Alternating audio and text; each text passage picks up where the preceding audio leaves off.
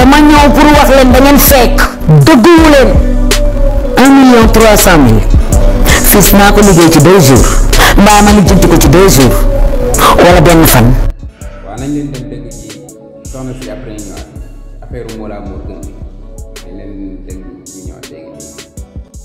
nuyoowuma li may wax jarul nuyoo kii Mollah xaw ma ndax dangaa am vidéo wala amoo vidéo waaye man li ma gën a amal importance ci mbir mi mooy Sonko violewul Adji waaye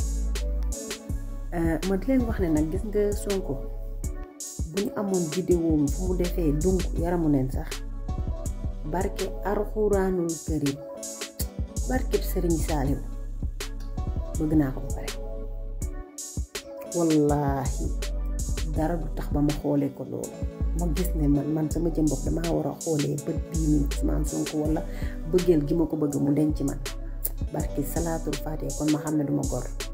te gor laa tey laa gën a bëgg Ousmane Sonko suba bu ñu génnewul ay vidéo muy sëy ak nit sax I don't care sama yoon nekk ci bëgg naa ko ba pare beneen bi mooy patriote yi dama bëgg ngeen tey jarul ngeen di génn di dal ci kaw Mollah jaru ko def leen tekk woon leen yoon tekk dalay may lu nekk barki Cheikhul Khadim jarul saaga jarul rayante gis nga ki bëgg buy xuloo du xuloo ci saaga du xuloo ci wax ju bari xam nga nan ngay xuloowee jàpp ba sell yaa ngi dégg jàkkaarloog yàlla teggul ñu bépp natt boo xam ne gouvernement Macky Sall teg nañu ko seen cofeel ci Ousmane Sonko nu commencé tey gën leen koo bëgg